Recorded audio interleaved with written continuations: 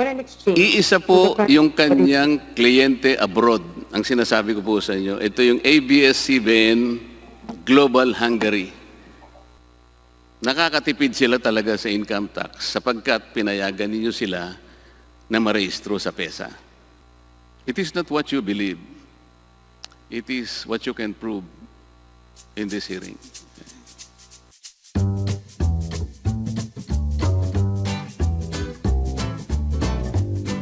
Yun pong Big Dipper is an IT enterprise na niregister po sa PESA. Tama po? Yes, sir. Sir, can I be allowed to share with you a chart which provides all the information about Big Dipper? Sandali po. Tanong lamang po yung sagutin nyo. Registered po sa PESA. Opo, Big Dipper. registered po sa PESA noong September 1, 2009. Ano po yung As an mga IT enterprise po, si Big Dipper. ano po yung mga IT-enabled requirements? creative content, digital film archiving. That is po the description of the type of registration of Big Dipper. Madam, yung mga tanong lamang po sana, yung tanungin po ninyo, ang sagutin po ninyo. Yes po. Yes po. It was registered September 1, 2009. Ang tinatanong ko lang po kasi kung registered. Di ko po tinatanong kung kailan. Ano po? Okay. Yes, it is registered. Ano po yung mga requirements para ang isang kumpanya ay ma-register sa PESA? First requirement po is export-oriented. So our clients are only export companies who are into manufacturing, processing, refinery, assembly, agro-industrial, tourism, medical tourism, and IT BPO. Ito po yung mga ni-register ng PESA. Ano pa po? Yun lang po. So two clients of PESA is first is the ecozone developer or operator. Ito po yung mga IT centers, IT parks, at saka mga horizontal ecozones like agro-industrial and others. And Di our pa po, second client kaya are natin the sila binibigyan export-oriented ng- companies. Kaya natin sila binibigyan ng incentive by way of tax dahil meron silang nako-contribute sa ating economy. Kanina pong tinanong kayo ng isang kasama namin, isa sa sinabi ninyo yung employment generation because sabi po ninyo, they have created thousands of jobs. Sinabi po nyo kanina yun eh. Yes, sir. PESA companies in general po, sir. Right Wala pa now po we akong have tanong eh. 408 economic zones and 4,564 companies and 1.6 million directly employed Filipinos. Ilan pong mga trabaho ang na-create na ng Big Dipper? Mamula po nung siya ay marehistro sa As PESA. Our record will say 164 po. Ilan po? workers. 164. Akala ko po kanina sinabi nyo thousands of jobs. For all the registered companies po ng PESA. 1 million, 1.6 million po lahat. Madam, ang pinag-uusapan po natin yung Big Dipper. Sabi po ninyo kanina, kaya natin sila binibigyan ng tax incentives, isa na po yung pagkaka-generate nila ng jobs. Sabi niyo po kanina, thousands of jobs po ang na-generate ng Big Dipper. Sir, Ngayon hindi po, 164 lang pala. Hindi po yun ang ibig kong sabihin. I'm speaking for the entire 4,564 companies registered with PESA. Iyon nga po ang problema natin, Madam eh. Big Dipper lang ang pinag-uusapan natin.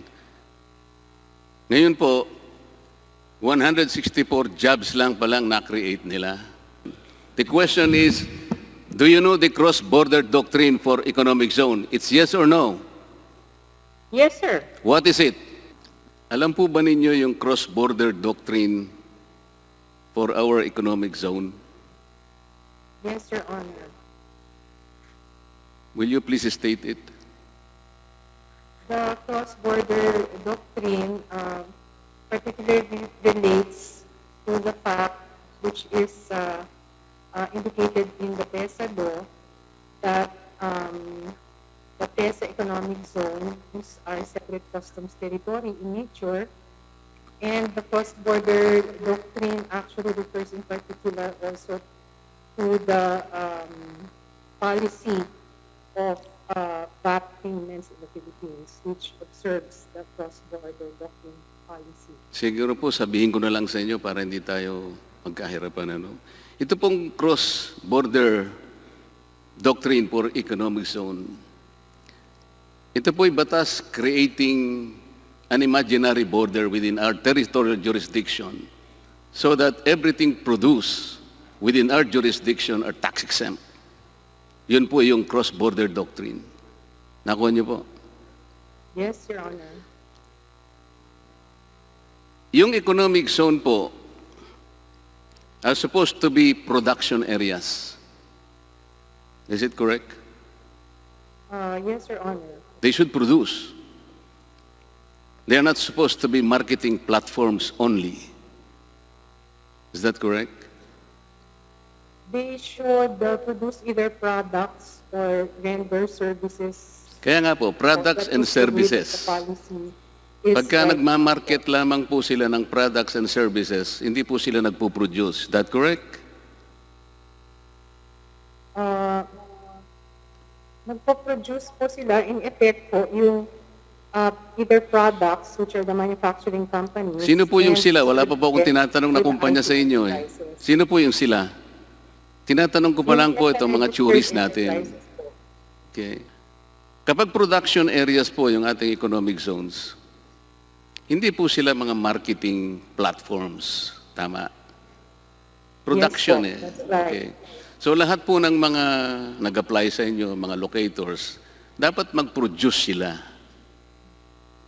That's Kasi zone right. po kayo eh. Tama? That's right po. Okay. Yung Big Dipper po, ano po ang pinroduce nila for export? They are essentially producing services, which is the same thing that is the case for other PESA-registered IT and BPO companies. Sigurado po kayo, ma'am? Are you sure that Big Dipper are producing services for export? Based on their registered activity, they are engaged in digital archiving. ERD report. Did you bother to check on what they do, madam? Yes, Your Honor. Ano po? They are engaged, which is their registered activity, they are engaged in digital archiving. which Digitization. is, Tama po? Just a moment po. The PRD Hindi po ba ang dinigitize, whatever, mga local contents po ng kanyang mga subsidiaries dito sa ating bansa, ma'am? Actually, in essence, what they are doing is, Ma'am, yung pong tanong ko, hindi po ba yung kanyang digitize ay yung local production po ng kanyang mga subsidiaries? Katulad po ng yes po. ang mga subsidiaries po niya kasi, ma'am, o yung kanyang mga clients dito sa ating bansa, ABS-CBN Corporation, ABS-CBN Film Productions, Inc., Sarimanok News Network, ito yung ABS-CBN News Channel, Creative Programs. Isa lamang po ang kanyang, parang masasabi nating foreign client, ito po yung ABS-CBN Global Hungary. Ito pong ABS-CBN Global Hungary, ito po ay 100% subsidiary ng ABS-CBN. Alam po ninyo Yes. yun? Alam po ninyo? Yes po. Okay. Uh-huh. Ano po ang produktong ine-export niya? Eh yung ine-exportan niya po ay 100% na subsidiary ng ABS-CBN. Nasaan po ang export doon, madam? The export actually is in the form of, is in the payment of services for converting the analog materials to digital format. Ano po So, ba essentially, ang definition ng of export, services. ma'am? Ano po ang definition ng export? Exports are sales that are rendered to a foreign company abroad and paid Okay. for through remittance of foreign exchange. Okay. Remittance of foreign exchange. Iisa to po the country. yung kanyang kliyente abroad. Ang sinasabi ko po sa inyo, ito yung ABS-CBN Global Hungary. Ito po Opo. ay 100% na subsidiary ng ABS-CBN Corporation. So siya rin po yun. Hindi po foreign company yun. It Paano is, po siya nag-export? Essentially, I'm not a lawyer po, but it's registered abroad. So it is considered as a foreign company. Yun po yung sagot ninyo, ma'am. Yes po. Kahit na po nasa abroad siya, 100% naman na owned siya ng ABS Corporation. Ibig sabihin, foreign company ang ABS Corporation. It resides in a foreign company po, if I may say that. Sino po ang resident sa foreign country? Nag-register lamang po siya doon sa... Ang Big Dipper po ay incorporated sa Pilipinas in the year 2000. Ang ABS-CBN Global, sa Hungary po yun, meron pa siyang branch sa Luxembourg. Ito po ay na-register naman sa Hungary. Ang nature niya is a limited liability company registered in 2009.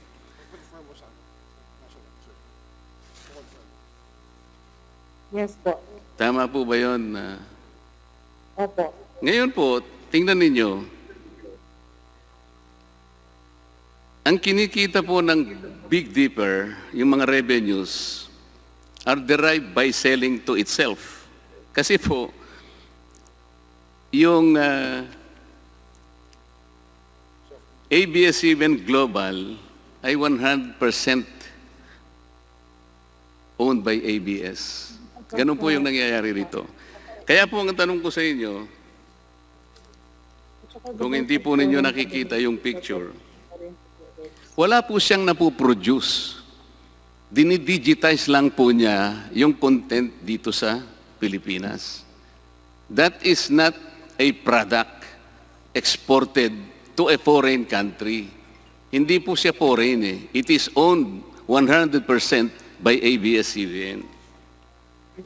Ngayon po ito, ang binayad po ng Big Dipper sa pamahalaan, 5% based sa gross income dahil po siya ay registered sa PESA. Tama po yun, ma'am. Yes, Your Honor. At yun ay hiwalay sa VAT, withholding tax, expanded withholding tax, yung tinatawag nating fringe benefit tax, at saka yung final withholding tax. Meaning to say, ang basis po nun ay yung gross income. Tama po? Your Honor, that's Okay. right. Ang tinitingnan po kasi kapag registered sa PESA ay yung gross income at imumultiply lang sa 5%. So yun po yung bayad niya lang. Kung hindi siya rehistrado sa PESA, ma'am, ang titingnan nyo dito ay yung net income. Kung tawagin po yun ay taxable income. At yan po naman ay imumultiply ng 30% corporate income tax. Iba po ang talagang malaki sana po yung kung ganun. Nakakatipid sila talaga sa income tax sapagkat pinayagan ninyo sila na marehistro sa PESA. Kung hindi sila rehistrado, siguradong sigurado, net income multiplied by 30% corporate income tax. Yun po dapat ang babayaran nila. Ngayon, pinayagan po niyo silang mag-rehistro sa PESA. Hindi po ba ang basis ng registration is the ability of the locator of the company registered in PESA to help pump prime our economy, generate foreign exchange, as well as to generate thousands of jobs. Kasi po, pag nakapag-create tayo ng libo-libong trabaho, abay lalaki po yung tinatawag nating personal disposable income, iikot po yung pera, lalaki po yung money supply, talaga pong ang economy natin mabe-benefit.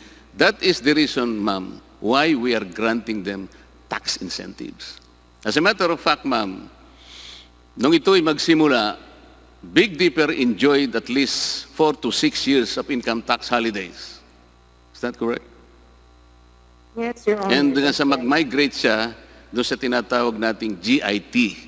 Ito nga po yung gross income taxation. Ang laki po ng tipid, ma'am. Ang ginawa lang palusot dito, exporter siya. But in reality, they are not exporting, ma'am. Why? It is not a product nor service that they created in this country. Produkto natin ito na dinigitize lang, pagkatapos isesend sa Luxembourg or sa Hungary, yung pong kumpanya na yun is 100% ABS-CBN subsidiary. Nakita niyo po ba? Sasabihin natin ngayon, tax avoidance po ito eh. Legal po ito eh. Pag tax avoidance kasi, nakikinig yung ating Assistant BIR Commissioner, legal naman yun eh. Kasi ang illegal yata is tax evasion, Cong Boying. No?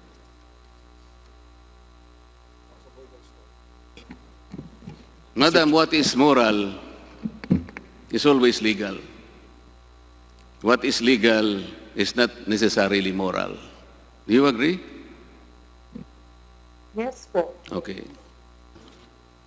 Hindi po ba napakalaking kabawasan sa buwis ng Big Dipper sapagkat imbes na net income o yung taxable income ang tinitignan natin dito ay yung gross income na lang na kung saan doon ibabase yung 5%. As a matter of fact, napapulusot nga rito yung gross revenue sapagkat hindi naman po foreign entity yung bumibili. Foreign entity po ba yung ABS-CBN subsidiary? Di po ba 100% na pag-aari yun ng ABS-CBN? Do you consider that as a foreign entity?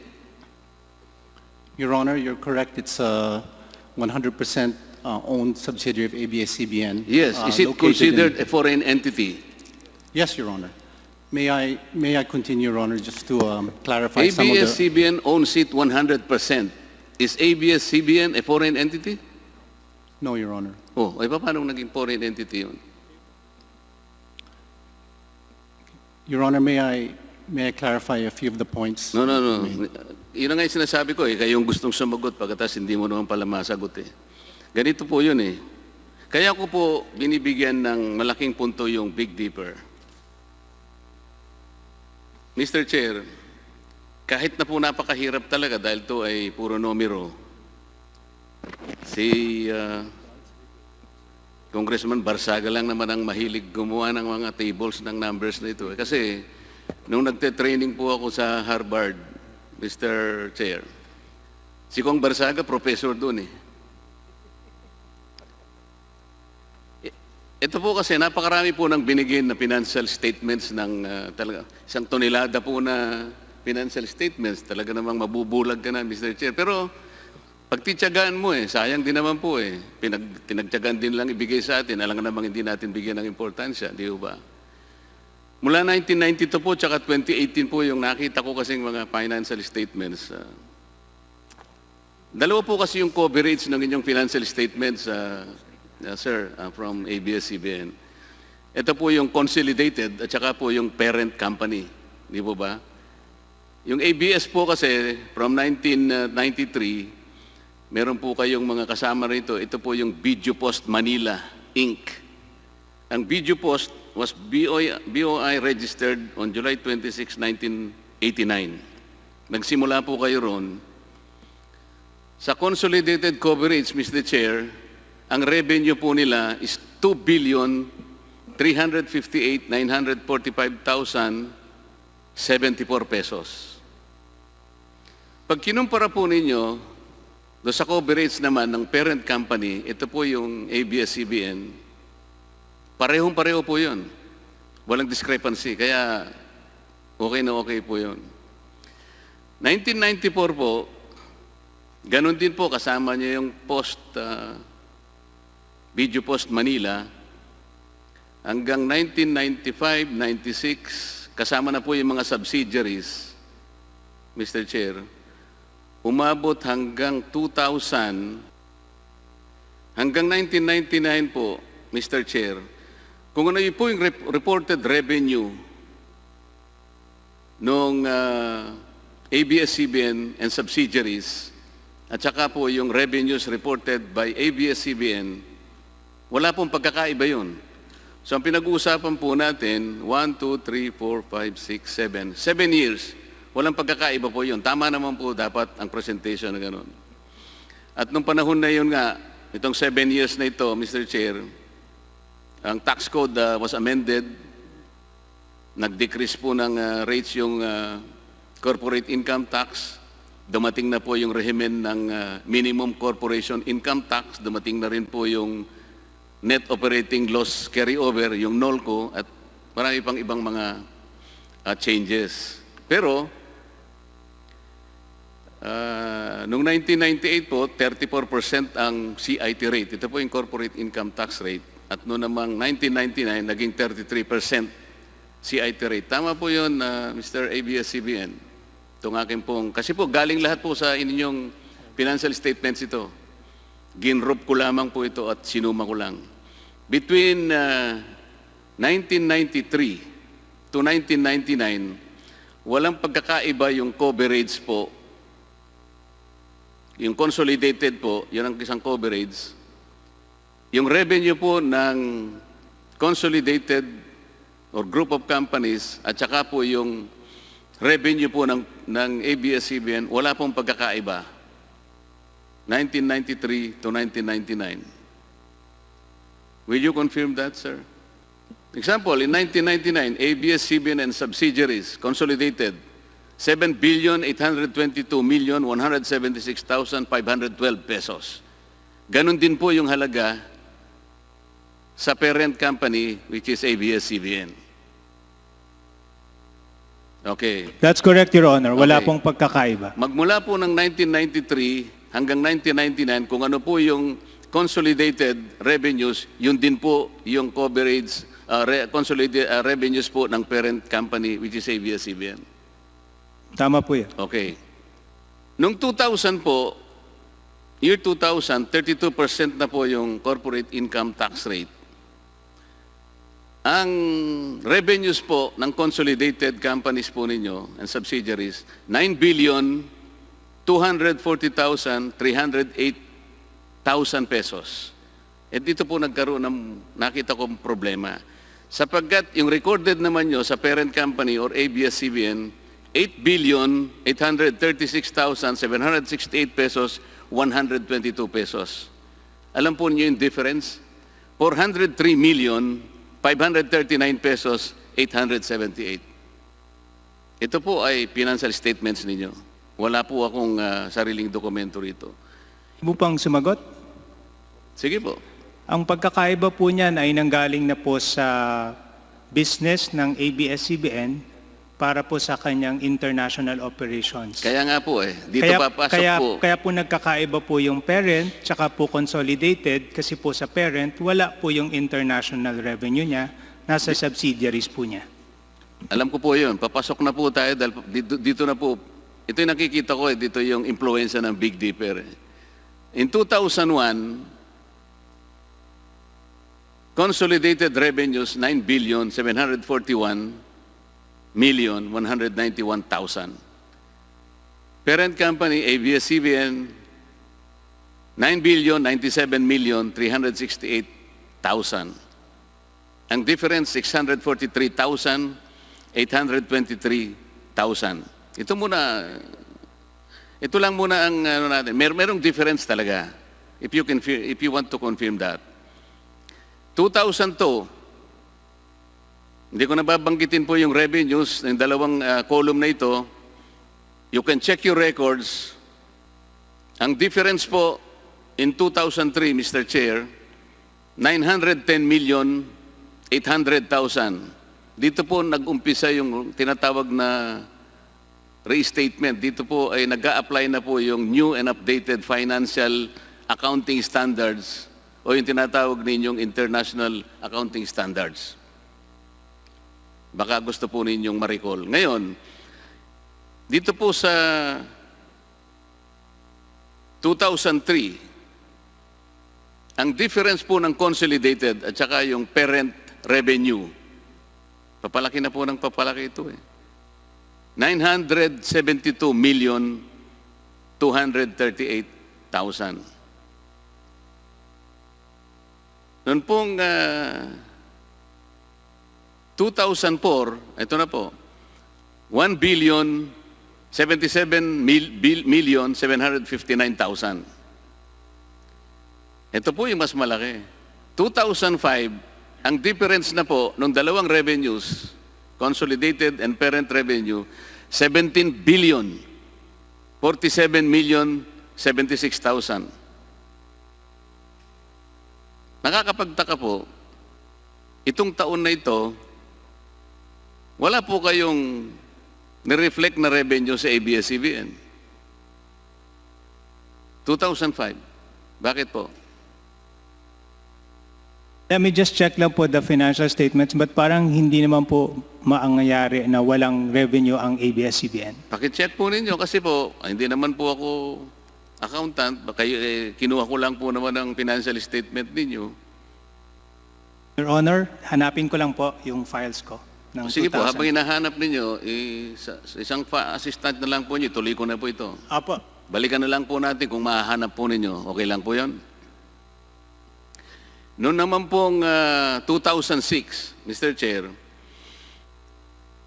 ang difference between the consolidated revenue at saka yung revenue pong reported ng ABS-CBN, 6,412,490,000 pesos.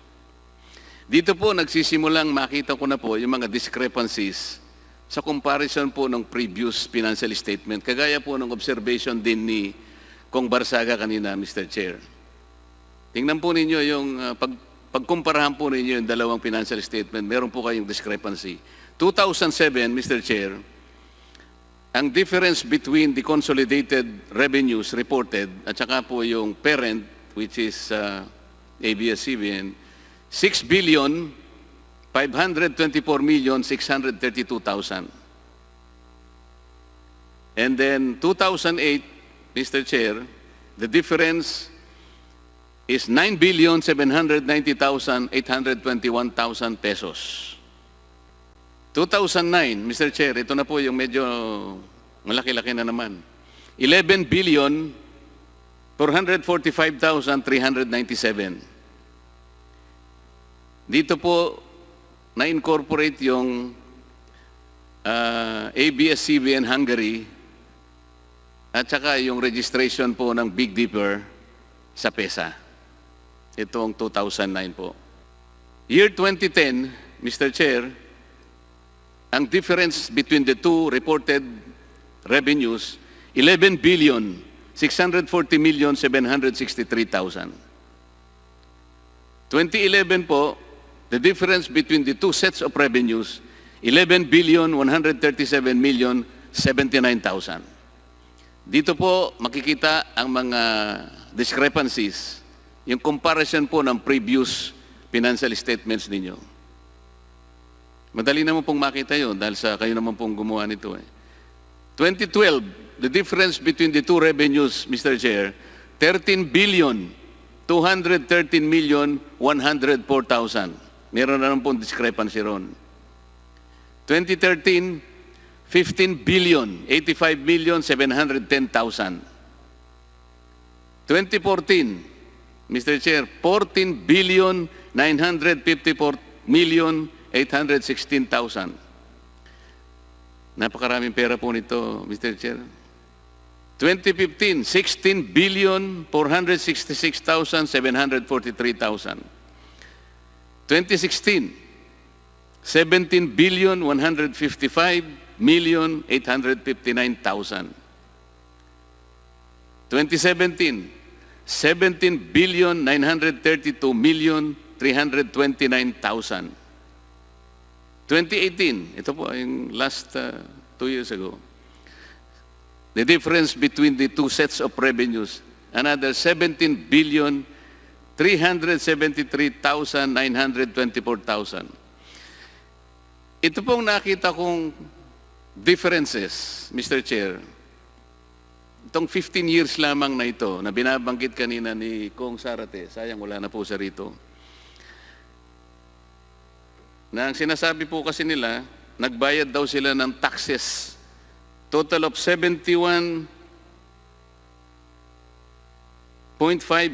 billion pesos for 17 years. Pero ito po, 15 years lang ang kinukwenta ko, at sa difference lang, Mr. Chair, 186 billion po ang difference. So kahit na po siguro nagbayad sila ng 100 billion, Mr. Chair, may matitira pang 86 billion. Ito po yung, Mr. ABS-CBN, sarili po ninyong financial statements ito eh. Hindi ko po ginawa ito eh. Bakit po, kung halimbawa po, sabihin na lang natin 30% CIT. Ito, preliminary lang naman po ito. May plus or minus, whatever.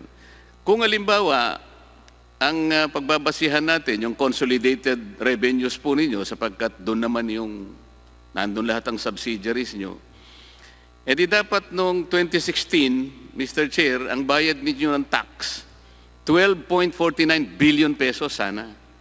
Noong 2018 naman, ang binayaran nyo sana, 12.21 billion. At noong 2018 pala, teka, nagkabaligtad to. 2017, 12.4 billion at noong 2018, 12.21 billion. Sa makatwid, Mr. Chair, kasi po kahapon merong illustration si Congressman Barsaga. Between 2016 and 2019, sabi po nila, ang naibayad yata nila. Ngayon, binago nila, ngayon ko lang nakita, 2016 to 2018, 24.6 billion po ang binayad ninyong taxes. Tama po yun? Pero kung kukwentahin ko po rito ngayon, dapat ang binayaran nyo 36.7 billion. Maaari po bang sumagot? Bibigyan ko po kayo ng pagkakataong sumagot. Ipaliwanag ko lamang po na sa akin po kasing palagay, Mr. Chair, itong differences na sinasabi ko, which amounted to an aggregate amount to 186 billion, ang posibilidad po kasi ay pagpasok po ng Big Dipper at saka yung mga tax shields through corporate layering ay nagamit. Then these additional revenues would have been reported by the parent company being subjected to the regular corporate income tax sana of 30%. Yung discrepancy pong nakikita ko kanina doon sa year-to-year basis ng financial statements, Mr. Chair,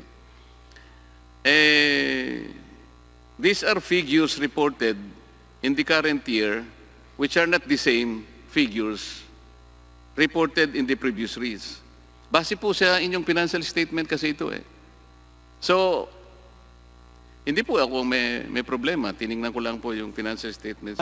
You wanted to react? Kung maipapaliwanag ko lamang po the difference po between a parent company financial statements and a consolidated financial statements. Ang bawat subsidiary po ng ABS-CBN, may sarili-sarili po siyang financial statements na fina-file po sa BIR at nagbabayad po ng sarili-sarili nilang taxes. Ang Ang consolidated financial statements po is a representation of the aggregated business of ABS-CBN and its subsidiaries. Under the Philippine Financial Reporting Standards, there is a difference between accounting for a parent company financial statements and a consolidated financial statements, which I will not go through anymore. But in essence po, each of the company in the consolidated financial statements prepared their own standalone financial statements, prepared their standalone income tax return, and paid po their respective taxes based on the financial statements and income tax return that was prepared. And then for financial reporting po, under the PFRS or Philippine Financial Reporting Statements, these are consolidated for representation of the operations of the group. So yung taxes po in the consolidated financial statements cannot be based on the consolidated net income because this is a combination of independent operations of each company that prepares their independent financial statements and prepare their separate income tax return.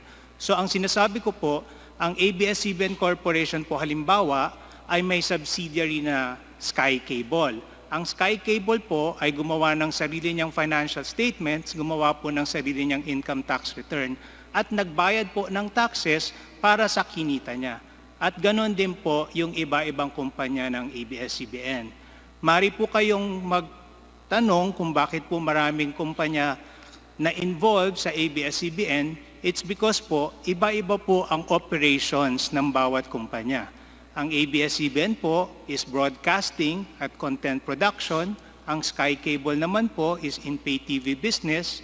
Meron po kayong makikita dyan na ABS-CBN Films Productions Inc., who's into the business of producing film, which prepares also po their separate financial statements and pays po its income tax. So technically po, bawat kumpanya na isinasama sa consolidated financial statements had paid its corresponding taxes po. So yung consolidation po is simply a aggregation and a representation of the combined business if this is taken as one po. And that is a requirement po under PFRS, which is required po by the Securities and Exchange Commission. Medyo po mas salimuot lang po yung consolidation process. That is your answer. Yes, Your Honor. Okay, but you will be trapped in your own contradiction because kung totoo po yung pangangatwiran ninyo, bakit naman noong 1999, consolidated po ito, mga subsidiaries po rin ito eh. Pareho naman ang inyong consolidated revenues at yung consolidated revenue ng ABS-CBN Corporation. In 1998, ganun din. Nireport din yung subsidiaries din. Hindi pinag-iwahiwalay kamukha ng pagkakapaliwanag nyo. Naintindihan ko po yung paliwanag na yun. Ang problema, paano nyo ipaliliwanag ngayon, magmula po noong 1993 hanggang 1999, maliwanag na 7 taon ang pinag-uusapan natin, parehong-pareho po eh, yung consolidated at saka yung parent company. Pagkatapos bigla kayong magsasabi ngayon, sa kalagitnaan ng ating pag-uusap, na ito iba naman po ang ginagawa nito, iba ang ginagawa ni ganon. Wala pong consistency ang inyong pagpapaliwanag. I would surmise po that is actually a You would result. what? I would, ang masasabi ko po ay ito po ay gawa ng evolution po ng accounting standards dito sa Pilipinas. Sa patuloy po na to improve the financial reporting in the Philippines, there are a lot of accounting standards that are implemented. So that on a year-on-year may po, kasalanan po ba nito nag-iiba po siya the ng evolution of the accounting standards? nag-iiba-iba po ang requirements sa pag-prepare ng consolidated financial statements at ng parent company financial statements. Pero kung At mag-evolve po siguro, isa pa po, nung panahon po ng 1993 to 1999, mas maliit po ang operations ng ABS-CBN sa iba-ibang mga businesses. Kaya po, kung papansinin niyo po, halos ang nag-ooperate ng malaki ay yung parent company which is presented as parent. Kaya po, siguro nung na-consolidate, parang wala pong difference. Yun po yung assumption, hindi ba? I would assume po kasi... Yun nga po, assumption lamang po ninyo yon. I would read it that way po. Yun nga po, assumption po ninyo yon. Tama? Sige po. Okay. Pero iba naman po kasi yung assumption ko eh. Naintindihan ko po. Okay, salamat po. Sapagkat sa aking assumption po kasi, hindi naman magiging dahilan yung evolution ng accounting standards. Kaya naman po ginagawa yung evolution na yan para mapadali ang gawain, para hindi maitago kung ano yung dapat na itago. Kasi po, nakaka-intriga, 186 billion pesos na dati naman hindi naman po nagkakaiba itong parent company, biglang nagkaroon po ng mga discrepancy in your financial statements. Earlier, wala po akong nakita. Pagkatapos nung dumating po yung panahon ng Big Dipper, dito po talaga. And then I assume that Big Dipper was utilized really, heavily utilized, para ma-understate po ang inyong pagbabayad ng taxes. As a matter of fact, kung nakikinig po yung taga-BIR,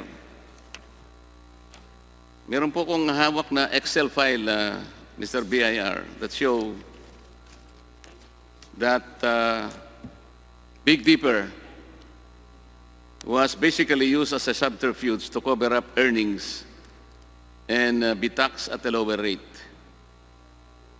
Given the inferences, well, this is my assumption, right?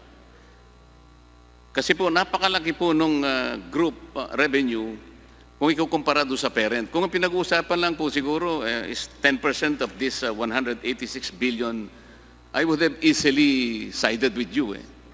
Pero kung napakalaking ganito po, and then makikita natin itong mga discrepancies, and then you departed from what you used to do earlier, isa lang po ang may isip namin dito na talagang merong nangyaring takipan dito. I will provide the BIR of the Excel file. Meron naman po ako nito para lalo po nating makita kung sino pong assumptions ang kung yung assumption po ng ABS-CBN o ang assumption ng representasyong ito ang mananaig sa bandang uli. Pwede po bang magsalita? What is it? Gusto ko lang pong sabihin na wala po kaming tinatago at hindi po namin ginamit ang Big Dipper para po mag-avoid ng taxes. As a matter of fact po, it is disclosed in the financial statements and it's available in our website and it's filed po with the SEC and the PSE, and we have full disclosure po of the transactions and how it is organized and how it was operated po. Yun lang po. It is not what you believe. It is what you can prove in this hearing. Mr. Chair, pwede ko bang balikan yung... Kasi po kahapon pinag-uusapan natin yung AMCARA insofar as this subject is concerned, sapagkat ang AMCARA is one of the group subsidiaries na napasali doon sa consolidation ng parent company which is ABS-CBN. Hindi po ba yung AMCARA before ABS-CBN divested its shares in, I think, was it last year po, Mr. ABS-CBN? In 2019 po. Last year po. Yeah, I think it's January of 2019. Before that, you own 49% of AMCARA. And then it was reported as in the financial statement of ABS-CBN, considering that it's more than 20%. They report naman because it's more than 20%, di ba? Under accounting rules po, ang investment po owned 20% and above is required to be consolidated po. That's right, that's right. Ang sabi nga ninyo, bumili ng block time ang ABS sa AMCARA frequency para ipalabas yung mga programa nito. Pero ang problema po, Mr. Chair, yung ABS-CBN tsaka yung AMCARA, Pareho may frequency. Tama po ba yun? Have separate frequencies po. Oo nga po. Ang ABS-CBN at yung AMCARA, pareho silang may franchise. Opo, Okay. pareho. Ang ABS-CBN, tinawag niyang Studio 23 yung channel ng AMCARA at ginagamit niya yung logo ng ABS-CBN. Pati yung pasilidad, pati yung equipment, at saka yung mga engineers, di ba? For that po, sa mas nakakaalam po. Sino po yung nakakaalam kaya? Yung pong Noong panahon po na 49% ang interest pa ng ABS-CBN, ginagamit niya yung AMCARA Studio 23 at kaya nga ginagamit yung logo.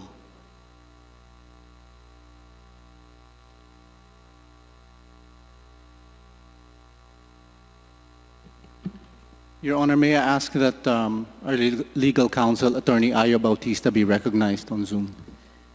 Yes, sir.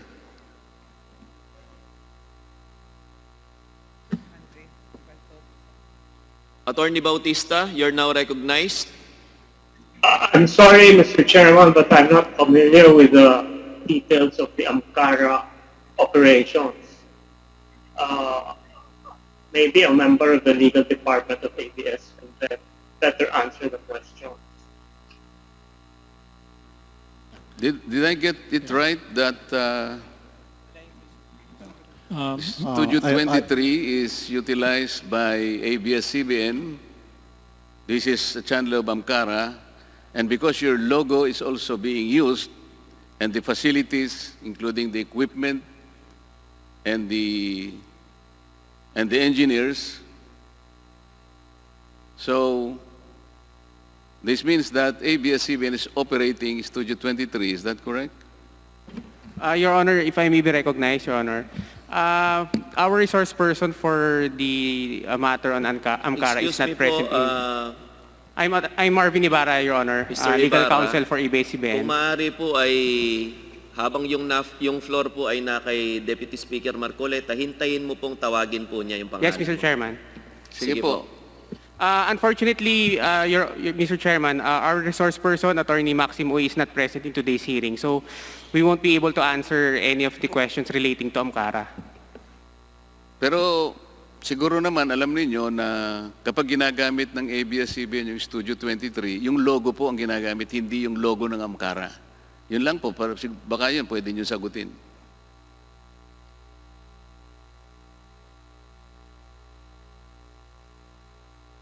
Again, Mr. Chair, our resource person for this topic is not present, so we can't provide any answer to that, Mr. Chair. Okay, kasi kaya ko po nire-raise to Mr. Chair. Gusto ko pong ikumpara yung Tape Incorporated.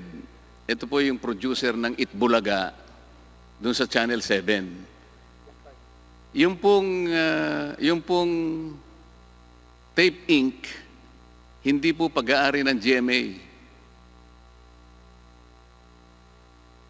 Ibang may-ari ng tape. Iba yung sitwasyon ng ABS-CBN.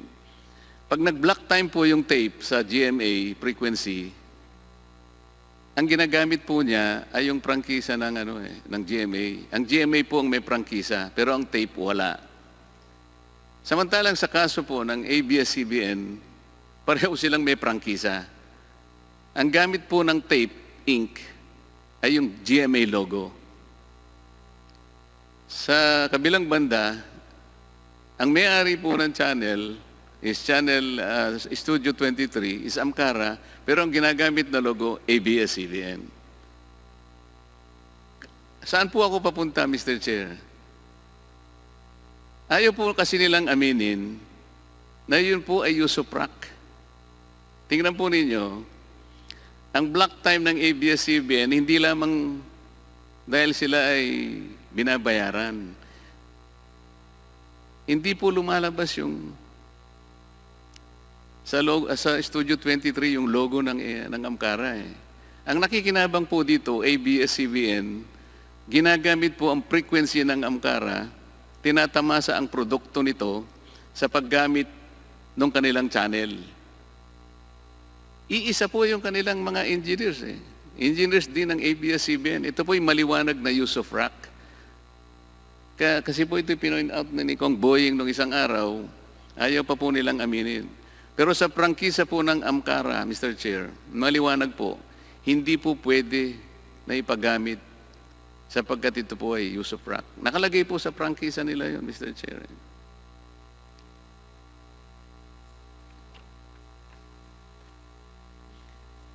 Yun pong hinahanap natin kanina, sir, yung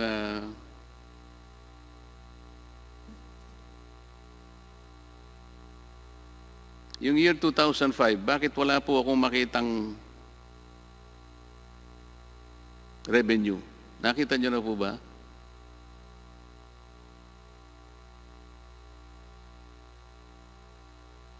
$17,047,000,000 po kasi ang reported sa consolidated, pero sa parent company, wala po akong makita.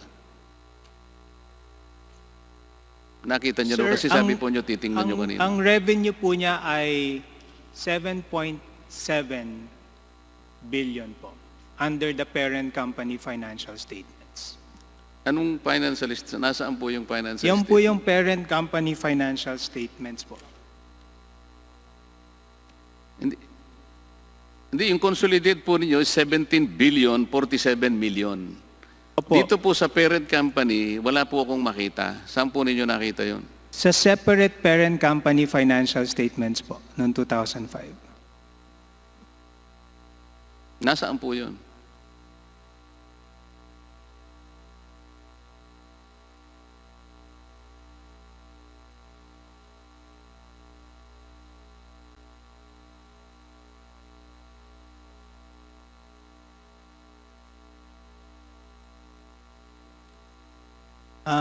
Your Honor, we submitted it po, but I can double check po kasi may separate parent company financial statements po Bakit siya. po nagkaroon ng separate samantalang dito sa binigay nyo sa akin, comparable naman po yung i-add lang po natin yung consolidated tsaka po yung ABS-CBN. Pero yung 2005, wala po talaga. Yan na po yung, if I may po, yan na po yung ni-require na po under the accounting standards that the presentation is not side by side, but the parent company financial statements has to be separate from the consolidated financial statements. Kaya po yung 2005, dalawa po ang financial statements ng ABS-CBN, isang parent company po tsaka consolidated. Ganon din po itong mga pinresent ko sa inyong revenues. Doon ko rin po kinuha eh. Kaya nagtataka po ako, ba't meron kayo, bakit ako po hindi ko makita? Kasi po, pinag-uusapan natin dito, 17 billion eh. Pero po imposible po kasing walang Yun nga po revenue po yung parent company. Kasi Yun nga po po. sa records ko po, although it's in my Excel file po, it's 7.7 billion po. Sa mga tweet po, magmula nung 2004, 10 billion na kayo, bumagsak sa 7 billion na lang. Ano po ang explanation na walang kayo ng 3 billion? Sorry po, ano po yan? Yung po kasing 2004, 10,232,000,000. Ang sinasabi nyo, 2005, bumagsak siya ng 7 billion. Ang sumunod po kasi noon, halos 11 billion na eh. Can I just check lang po para po masigurado ko yung sagot? Because this information are about way back, so I have to review lang po my numbers. If you may po. Sige po, kasi talagang kaduda-duda po kasi itong mga figura na nakukuha namin, lalong-lalo na po itong pagkakaiba at saka itong differences, malalaking halaga po kasi ito eh. Kaya nga sinasabi ko sa inyo kanina, the possibility that Big Dipper was utilized in this scheme. It is your right to disprove this, sir, if you can.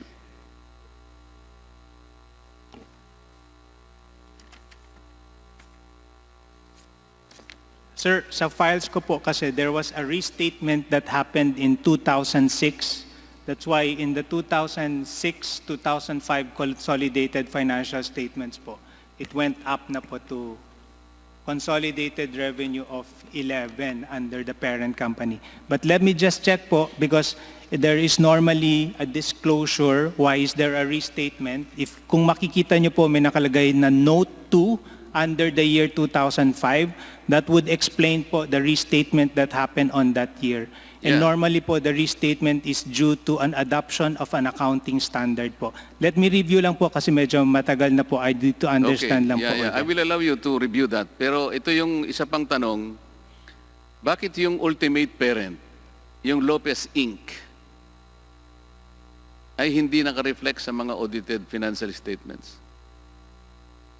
Because Lopez Inc. is not a subsidiary of ABS-CBN Corporation. So, nasa taas po siya. So, si I'm not saying it is a subsidiary. Ang ano po Lopez Inc. is the ultimate parent. Siya po ang may-ari ng lahat ng ito eh. Saan papasok siya sa picture nito? Tingnan po ninyo. Nakalimutan ko lang yung mapa ko, dapat pinakita ko sa inyo eh. Sa ibabaw ng lahat ng ito is Lopez Incorporated. Lopez Incorporated owns ABS-CBN to the extent of something like, it's more than 50%. 61% maybe. Ang ikalawang may-ari nito, ito yung PCD Nominee Corporation. Tama po? Sir, I will not be able to answer po for Lopez Inc. Sinasabi ko lang sa'yo because kung sino pa yung pinaka-importante, yung hindi natin makita sa total picture. Samantalang, isa po yung nandito sa pinakamataas, siya yung ultimate parent eh. Ito mga anak na lang eh. Itong subsidiary, puro apo na lang ito eh.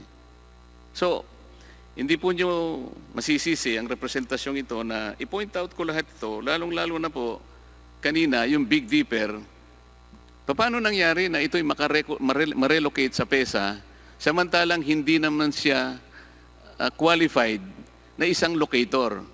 Kung babasahin po natin yung panuntunan ng PESA, ang kauna-unahan po kasing hinihingi doon, it is capable of contributing to the economic activity of this country, not only in being able to export products that would generate so much invisibles that will be needed by our economy, as well as in generating thousands, if not millions of employment.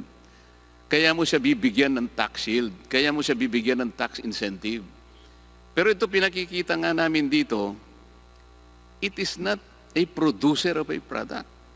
At hindi siya exporter within the meaning of international commerce.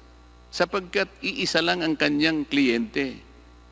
Ito yung ABS-CBN 100% owned na nakalista sa Hungary. Bakit po ninyo pinaregister sa Hungary? Ang tax po doon yata, mga 5% lang eh. Pagkatapos noon, gumawa pa kayo ng parang branch office sa Luxembourg. Ilan po yung kumpanya sa Luxembourg, ilan po yung manpower, ilan po yung empleyado doon sa inyong branch ng ABS-CBN Global in Luxembourg? Your Honor, may I respond? Yes, how many? Marami pong questions doon. I'd like to respond one by one to many of you. Doon lamang po sa ilan po yung empleyado sa ABS-CBN Luxembourg na branch ninyo. Your Honor, there are no empleyado? employees because the services required to be completed by Hungary are outsourced, and No, my that is allowed question is by very the... simple. How many employee or employees do you have in ABS-CBN Global branch in Luxembourg? None, Your Honor, because as I said, Ano po? wala po. Ito Wala po po because Pagkatapos sasabihin po natin, employment generation. Sabi po ng PESA kanina is ability to generate thousands of jobs. Ang sineserbisyuhan lamang po niya, sinasabi ko na kanina, ABS-CBN Film Productions Inc., Sarimanok, Creative Programs. Isa lamang po ang kanyang kliyente, ito nga yung ABS-CBN Global Hungary. So kumita po siya 2018 sa Pilipinong peso, 2,679,475,631 pesos. Your Honor, Ang it's, ginagawa lang po, Mr. Chair, Magbebenta siya sa sarili niya. Kasi siya rin ang may-ari eh. Kung hindi po ninyo nakikita ang pinag-uusapan natin dito at pipilitin nyo kami na papaniwalain, sana i-disprove nyo yung sinasabi namin. Your Honor, may I respond to that, please? Yes, sir. We are not selling to ourselves, and it's misleading to say that because yung ultimate customers po are the Filipino and non-Filipino audience around the world. Yung Hungary po licenses the content to other companies around the world, which then redistributes it by forging agreements in the respective jurisdictions. That's how Hungary is able to generate foreign exchange, which it then pays to Big Dipper. On the employment question about Big Dipper not generating thousands and thousands of jobs, in the IT sector, typically it's not labor intensive. I think the government's plan here was to build the IT sector because I think the economy is composed mainly of, or a lot of agriculture workers, and we're trying to move, as I understand, to a more manufacturing IT-based economy. So I think this is what we're trying to do here. And in terms of what Big Dipper has accomplished over the last 10 years, I think we have been able to fulfill what the government set out to do, which is to generate employment, to build the IT sector, to generate foreign exchange, which we mentioned was $237 million. And also there will be a multiplier effect to all this economic activity. So I don't think it's correct to say na wala pong pinapaikot lang or we're just selling to ourselves. I think Big Dipper has been able to fulfill the initial objective set by the government in the investment priorities plan in 2009. Don't you think what you said is supposed to be the one to be testified to by PESA and other competent agencies? Kayo po yung nagsasabi para sa sarili niyo eh.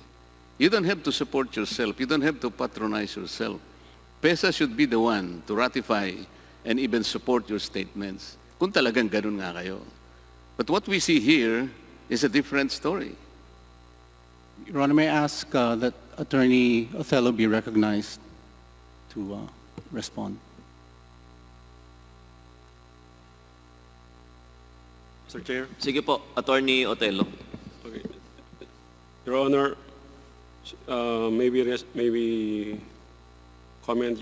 We may give our comments on the various points that you have raised. First, on whether or not a service would qualify as an export product, Your Honor. Because I think there is a impression that only a physical good can be exported. But under our laws, even services may be exported, Your Honor. And that is provided under our PESA law and in fact, even under the tax code, Your Honor. And also,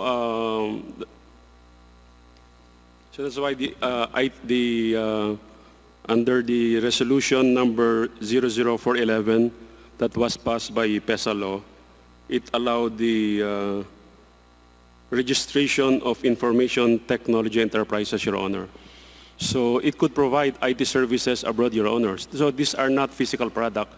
Thus, these are in the form of services. Same with BPOs, Your Honor. So they provide services. These are considered exports and are entitled to incentives under the PESA law, Your Honor, provided they satisfy the conditions set under our PESA regulations, Your Honor. So in this case, Your Honor, PESA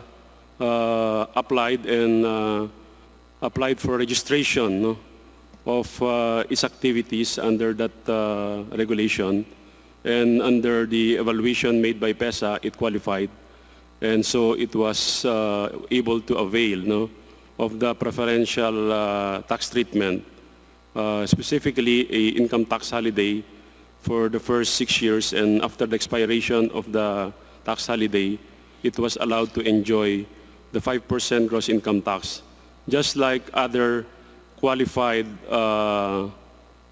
locators, Your Honor. Now, as to the point that the that Big Dipper has only one client abroad, Your Honor, which is also a wholly owned subsidiary, Your Honor, which is ABS-CBN Global Hungary.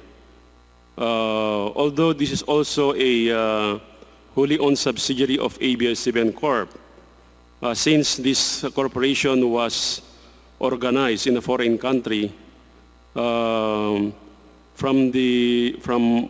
under Philippine laws, that is considered a non-resident foreign corporation, Your Honor, because we follow the place of incorporation rule. So the nationality of that corporation is a non-resident, Your Honor.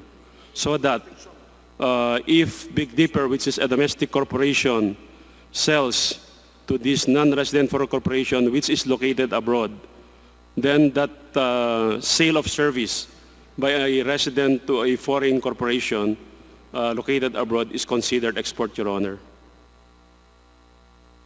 Are you true? Tapos na kayo? Yes, Your Honor. Di ba nakakapagtaka kung bakit sa Hungary po kayo nagpa-register ng ABS-CBN Global KFT? Magkano po ba yung tax rate sa Hungary? Your Honor, when we make a decision on where to locate any of our companies, we take into consideration many factors. No? In this case, since Hungary manages the IP, Di po tinatanong ko lang yung tax rate kasi. Your Honor, you mentioned, you mentioned... ano po yung tax rate sa Hungary? It is 9% currently, Your Honor. Maliit po, di ba? What about ABS-CBN Global Limited, which was registered in Cayman's Island? Magkano po ang tax rate? Wala po, di ba? Tax holidays. Ito po yung problema, Mr. Chair. Alam niyo kung ipagpipilitan po yung sinasabi ninyo na kayo po talagang nagbayad ng correct taxes, madali po nating makita yun eh. Pero kung sasabihin nyo sa amin, i-justify ninyo na kayo po ay PESA, kayo po ba'y consider na PESA locator? Big Dipper is considered a PESA Locator? allocator. ABS-CBN, no. O yun po eh. Do you know what a locator is? Yes, Your Honor. What is a locator within the meaning of the PESA? A locator is a company that has, for example, land or a building in which a PESA registered company may locate. This is the beauty of this, sir, Mr. ABS-CBN. Kaya po joint hearing ito para makita rin po namin yung pagkukulang ng ating mga government agencies. In this particular case, yung PESA. Gusto naming malaman kung bakit pinalusot niya ito. Bakit kayo na-register?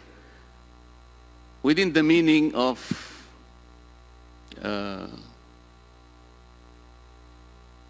the objectives of PESA, na kung saan dapat makinabang ang gobyerno sa maraming dapat na makakuha ng trabaho, makinabang sa pagpapalago ng ating ekonomiya. Wala po kaming nakita eh. Kaya gusto namin malaman, bakit kaya ni-register ng PESA? Hindi ba dahil lamang dun sa 5% na GIT yung pinag-uusapan namin? Kasi ang laki po ng mababawasan sa inyo eh. Kung hindi kayo registered, sinasabi ko nga kanina, maliwanag na ibe-base po ang pagbabayad nyo ng tax doon sa net income. And easily, ang gagawin po doon, i-slap nila yung 30% CIT. Hindi po nangyari yun eh. Parang ang nangyari, yung gross revenue no, nakalusot na eh. Hindi po ba nyo nakikita yung nakikita namin? Napakasimple po nung analysis dito eh. So, to us, Mr. Chair, Big Dipper was organized to simply act as a subterfuge para magiging understated po yung income as reflected in the difference between the two sets of revenues I presented earlier. sa gross revenue po ng consolidated and the gross revenue of the parent company ABS-CBN, there is a difference of 186 billion pesos. This is the most intriguing question, Mr. Chair, that needs to be resolved.